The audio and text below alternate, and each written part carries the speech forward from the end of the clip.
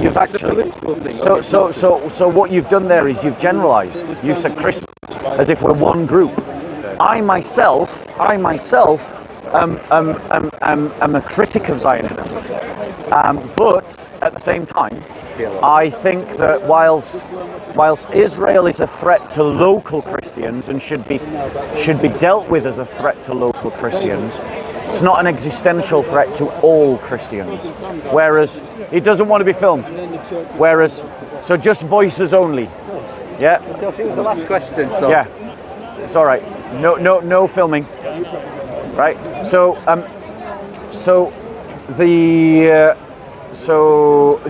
But Hamas and the Islamist groups that have taken over the Palestinian Authority and taken over the Palestinian cause, when they're finished with Israel, they're not going to stop with Israel. They're going to go after other Christians because they're already persecuting Palestinian Christians now. And if Hamas and Islamic Jihad and other Islamist groups are already persecuting Palestinian Christians, it clearly shows that they're an existential threat. And for that reason, I'll support Israel over Hamas and support Israel over Islamic Jihad. I've come across a guy that's a Christian in the PLO. Yeah. I mean, if you've got a Christian in the PLO, how are they going to be? The PLO doesn't give equal rights to Christians in Palestine. It is not permitted. It is not permitted by the PLO for Christians to evangelize Muslims. It's not permitted by the PLO for Muslims to convert to Christianity. And so for that reason, the PLO is as much against the church as Israel is against the church. But I'll say this, the PLO is also just a regional threat to the church. The problem is not the PLO. The problem are groups like Hamas and Islamic Jihad, who are part of a much wider Islamist jihadi movement that has global ambitions, not just regional. What do you mean by jihadi? So I mean by these scummy, filthy dogs who use violence to impose Sharia by force over others. What if a Christian group came about, a militia, and they put Christian laws? Would you say they're the same? Let's not just get away. Let's not just change the subject. We've got. There's a spider coming towards you, bro. Looks like a meanie, that one. Skip over the fact that we have this Islamist jihadi movement. Do you think that it is right for Christians to and for others to fight against this Islamist jihadi movement? Which one? ISIS. All of them. Hamas, because I'm Palestinian and they're under fire. I'm not going to. JC. He doesn't want to appear on video. Just voices. Just voice only. Turn the camera that way. Just voices. Just capture the recording. Okay. Yeah. Don't put him on camera. Okay. Yeah. So I'm talking about every jihadi militant. The PLO is a secular movement. The PLO is a secular nationalist movement. So let's just separate these two things out. Can a Christian fight against ISIS? Can a Christian fight against Boko Haram? They're kind of like the ISIS of Nigeria. So my point to you is... What's the fight outlaw? Yeah, so my point is that the aim in fighting against Islamists, whether that be by hand or by mind or by word, because Islamists are the vilest kind of human being. What about Palestinian Christians fighting against Zionism? Well, obviously I'm on the side of the Christian every time. So where Christians, the Palestinian Christian group came about. So where Christians are fighting against Israel's treatment of the Palestinian people, I'm on the side of the Palestinian Christians. What if for example, in Lebanon? But I'm not going to ignore the fact that groups like Hamas and Islamic Jihad and other Islamist groups who have kidnapped the Palestinian cause for their Islamist filthy agenda are persecuting Palestinian Christians, and you shouldn't ignore that either. Don't talk to me about Israel's treatment of Palestinian Christians unless you are willing to condemn every Islamist in Palestine who persecutes Palestinian Christians. Are you willing to do that? I still don't know what you mean by Islamist. Is that just I've told you. No, hang on. Because ISIS is one thing, Hamas is another thing. I wouldn't put them in the same category. Right, I do, and the reason why I do is ISIS and Hamas are two sides of the same coin. ISIS has in its constitution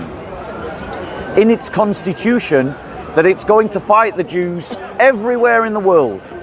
It's literally in its own charter. It makes references to the idea of fighting the Jews until Judgment Day. Hamas is committed to the idea of the dimitude of Christians. That means that Christians in an Islamic state set up by Hamas would be second-class citizens, where they don't have the same rights as Muslims. That trashy worldview should rightly be opposed by every decent human being. The question is, are you a decent human being? Are you willing to oppose Hamas's intention of making Palestinian Christians second-class citizens? Anything Hamas does against Islam, I condemn it. But Islam teaches that. The dimitude of Christians. If you talk about, for example, the jizya, that's one thing. Let me say the word jizya. Right? Yeah, that's dimitude. They don't. Okay, the jizya is, for example, let's say we're in a Muslim nation. Yeah. I pay zakah, you pay jizya, okay? They're not comparative. I have to be in the army. I have to defend you. You're not in the army. That's how it is. I have to be in the army. Yeah. What's the word? Conscription. What's it? You're not in the army. You're not even allowed in the army. Can I reply? Okay. Now, I didn't interrupt you when you said that. Please don't interrupt me. Firstly, you've got a false equivalence. Jizya is not equal to zakat. Jizya can be up to, I think, 50%, whereas zakat is set at 2.5%. Zakat is a redistributive tax that only benefits Muslims. Jizya is taken from Christians and is taken and used by the Islamic State, not specifically for the benefit of Christians, but for the benefit of Muslims, particularly to fund jihad against other Christians. Secondly, jizya results in it's kind of like a protection racket.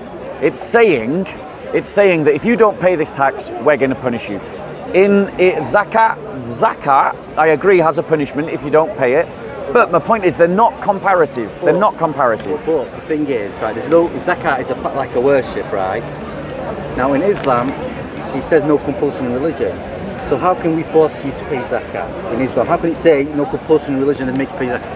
Jizya is something else, but in return you're protected. I have to be in the army. I have to protect you. Right, hold on. The Islamic armies don't protect Christians. No, Islamic armies in Islamic states uphold the tyrannical caliphate. Well, that's wrong. Let me finish.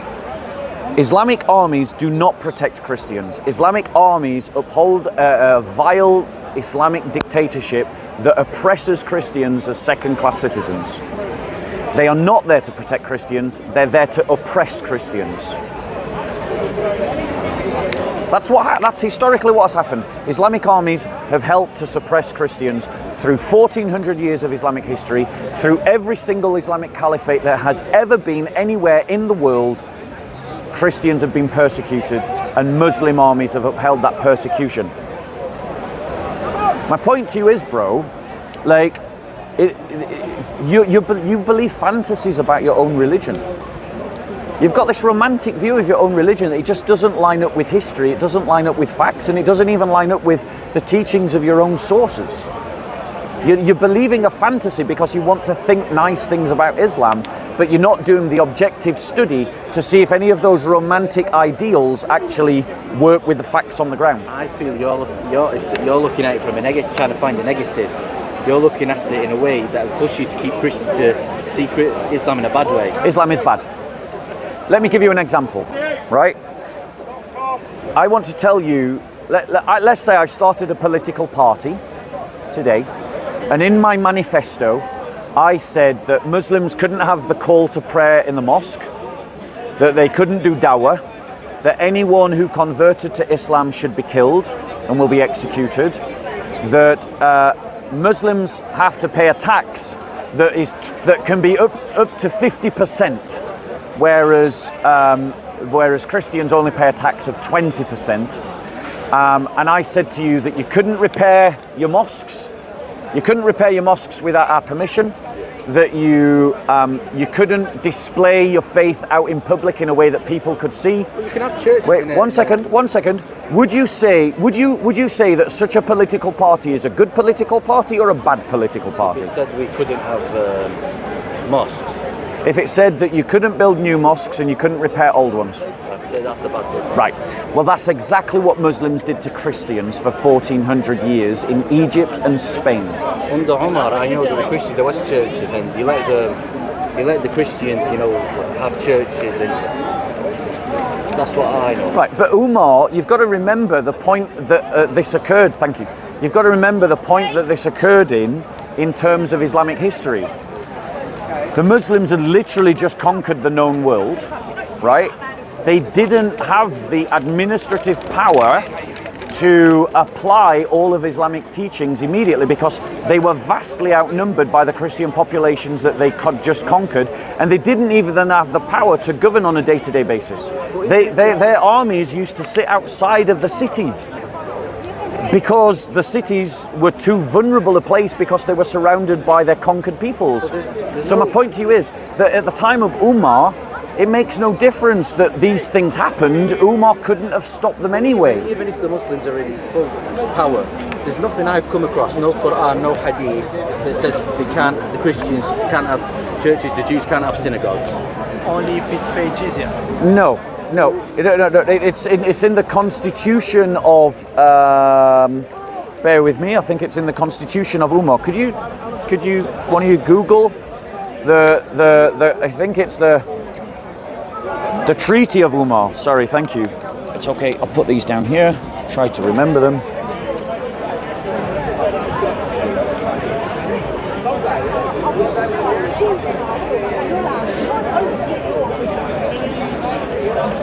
I don't think they could have practiced the Christians their faith without paying jizya. No, of course they had to pay jizya.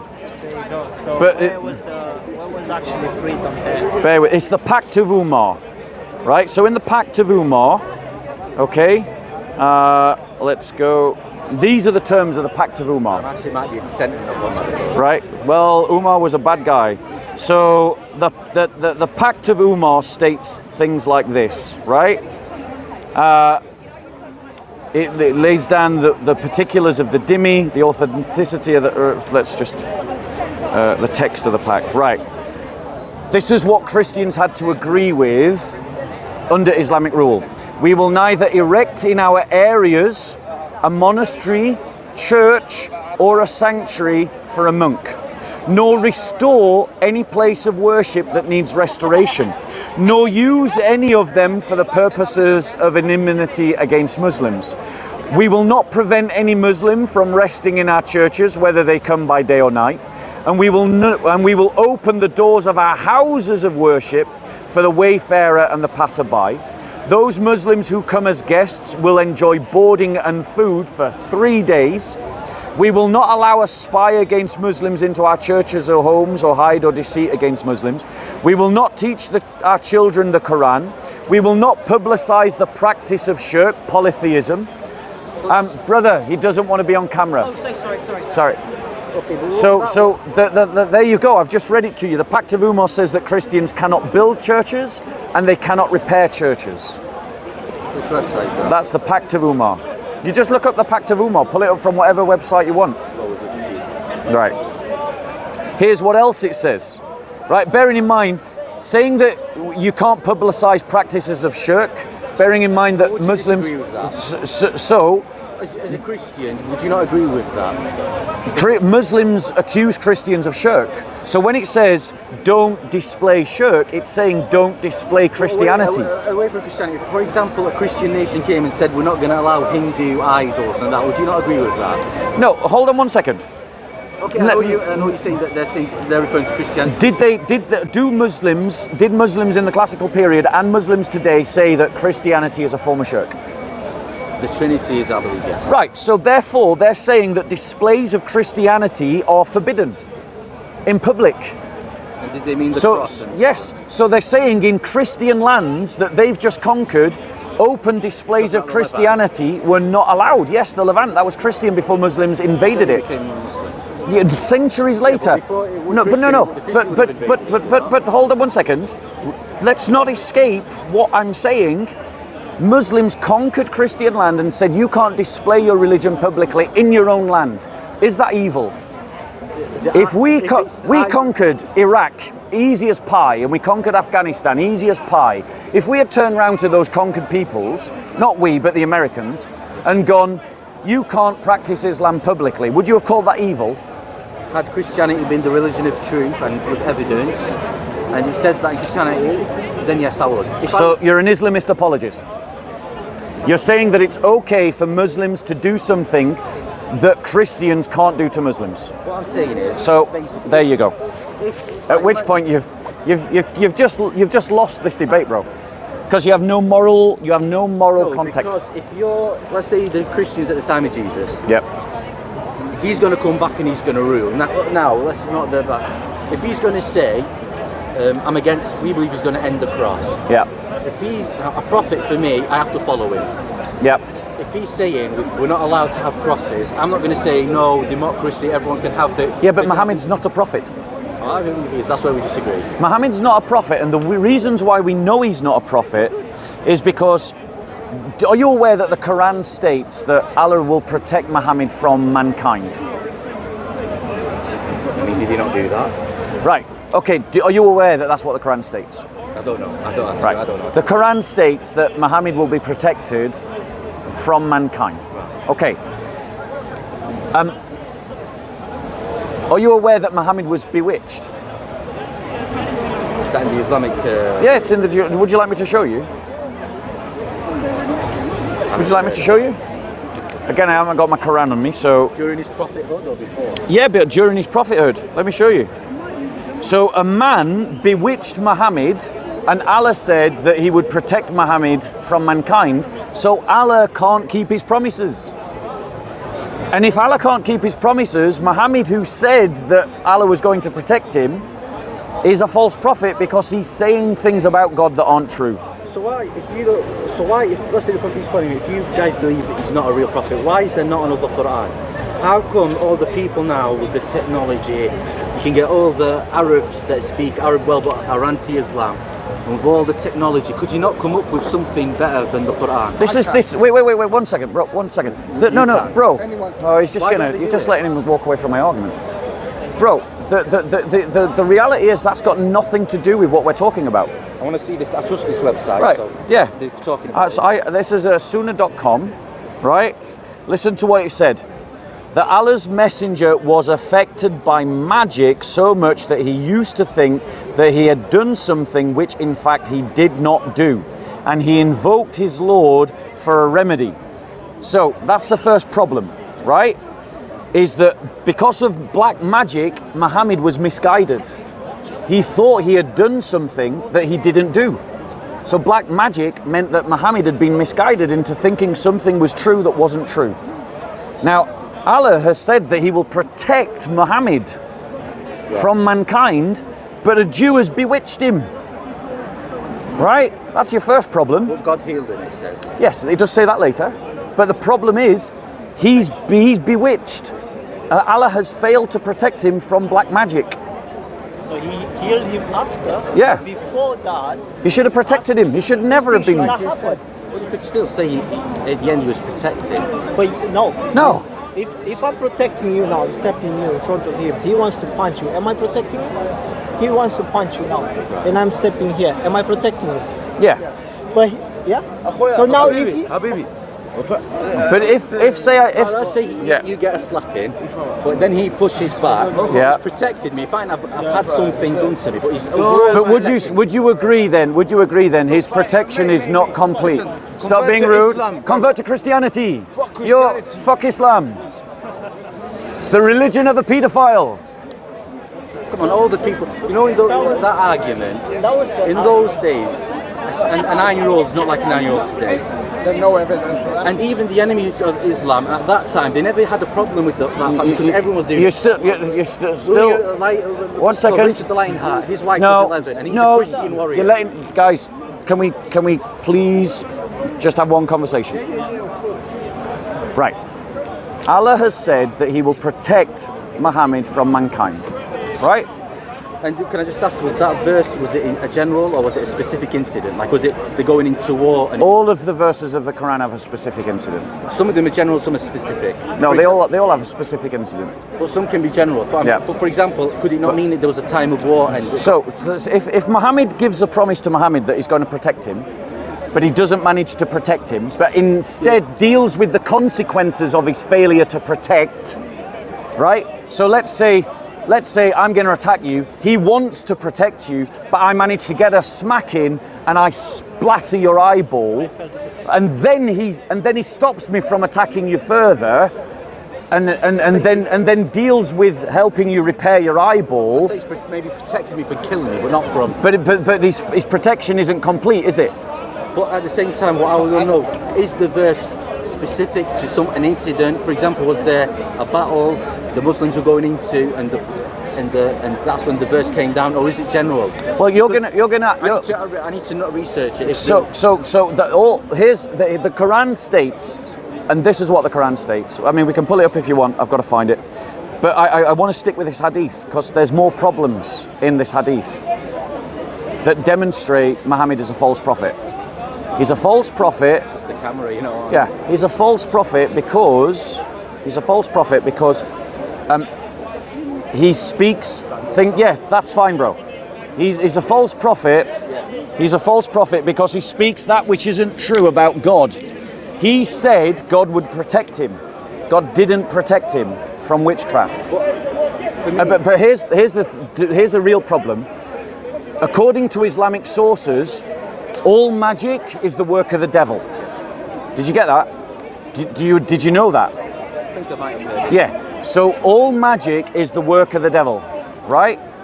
That means that when Muhammad was being affected by black magic, he was being misguided by the devil. Which prophet would you want to say in the Old Testament was misguided by the devil? Well, doesn't the Bible say that a prophet wrestled with God?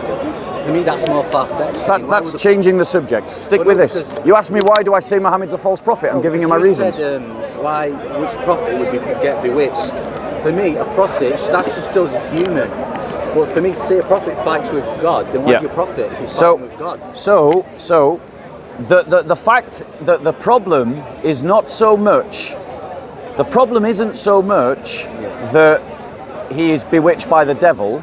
The problem is that Allah promised to protect him and failed to do so. I mean, that verse. Can Allah fail in his promises? No. Does Allah promise to protect Muhammad from mankind? I need to know about, was it specific?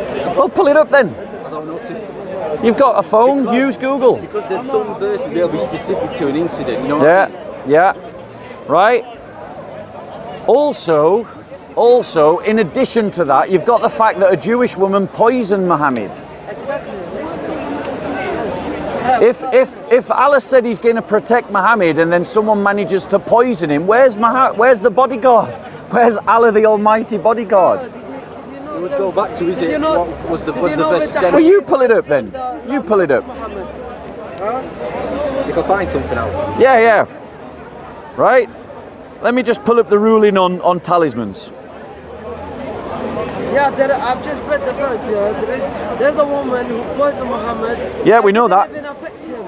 It did affect him. Yeah. It did affect him. They told him, the Jewish told him, if you are a false prophet, if you are a liar, you cannot die straight away. It says here, it's an immediate death. But if you are a true prophet, Allah will protect you. In the same hadith, Allah Prophet promised Muhammad, Allah would not let it happen. But then, Muhammad didn't die. but then later he states, it says that if Muhammad wasn't a prophet, Allah would cut off his aorta. Is what the Quran states. The aorta is one of the veins that leads to the heart. Muhammad stated after the poisoning, he said, I still feel the effects of the meat that I ate from the Jewish woman. I feel like my aorta is being cut off. That's what he said. No, I think Yes. So let's just I just want to let 1 second. So I just want to pull it up. Sahih Bukhari 4048, isn't it? Sahih al-Bukhari. You follow Al-Bukhari? Yeah. Yeah. Yeah, because as a Muslim, I believe in Muhammad protected. books after Al-Quran. Okay, okay. Brother, hello. Not hating about found that verse that mentions Allah. Says the people, like Right. So when Allah says pray, it means that right, I'm just while you're looking, bear with us. It's a bit. So you look at There's something saying. Right, hold on 1 second, because you said you interrupted my conversation. Sorry about that, yeah. So that's fine. I accept your apology. So in Al-Mahdi, Al-Mahdi, yeah. Al-Mahdi, sorry, not Al-Mahdi, that's not where I'm going, sorry. In Al-Bukhari 4165 it says this. Aisha said the Prophet Yeah, I know that verse. used to say during the illness of which he died, Yeah. "Oh Aisha, I still feel the pain of the food I ate in Khyber, and this time I feel my aorta is being cut from that poison." Can I read the Arabic one, yeah? You pull it up. I ain't got my phone. So that's Sahih al-Bukhari 4165. So Muhammad is saying that he's dying of the poison from the Khyber. He still feels. 4168, yeah? No, I didn't say that. 4165. 65. Yes. Muhammad is saying. I'm going to No worries, bro. Right? Come here, bro. Right? Sorry. Yeah. Okay. I've read the hadith, yeah? Yeah. He feels still feeling pain from Exactly. that woman, yeah. But he died of the illness. Yeah. But the Jew said, if you're from God, you won't die. But he died of the poisoning.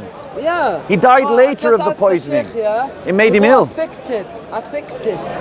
Yeah, he was affected. Yeah, But he but agrees the with it. poison didn't Yeah. kill him because my evidence is there is a hadith that I cannot find, which there was a I think this might answer something. Sorry, we got two conversations going on. Do you follow Sahih Al-Bukhari? Yeah, and- Right, go on.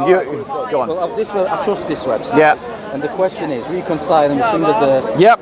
Allah will protect Yeah. you from the people. Yep. And the death of the prophet. That's Yeah. the question. Yeah. Go on. It's a long answer, so I'm going to try and States that find a bit where they summarise it. Yeah. I've also read this, so I'll help you. Do you know it? Yeah. Let me show you. Yeah, I've read it. Bear with us. It's a Sahih Hadith. It's Islam QA. Do you know that's the website I go to generally? if I want- Yeah. That's fine. people took the person to kill him. Then when they saw that he was praying, they didn't do it. Basically, it's saying that what could have been, there's more than one opinion, it could have meant there's more Again, they saw that he was protection praying, from extensive harm, So then Muhammad gets which is another, pretty they much see what him I was praying, like, they do it. what I He gets first caught, understood. they see him There's another fall. opinion here that says Muhammad that it out of was jealousy, on his missions, like, tries- because they've asked tries about to his get death. to us, his So followers while he was on his to missions, he kill. was protected. I Right. need to ask someone like this question, because it's very Where the specific. Quran says, I need to ask a scholar. It's hard for me as a layman because if the verse may be general or it might be specific. Right. Bear with us. We don't know what book this is. This could be the Injil. The Gospels were written. What is Can I happening? go and I'm come so back? sorry. It's so What's happening? I think I'll follow the drama now. Let me just see what's happening. Well, I need to check whether a Christian is in that drama. Whose phone is this? Thank you so much. Have a read of that. Come back with your questions, bro. Come back with your questions. But in the meantime, I want you to explain to me why Allah failed to protect Muhammad from the influence of the devil. Because remember, Islam teaches that magic is the work of the devil. So there's this hadith that states that Muhammad said that talismans and incantations are shirk.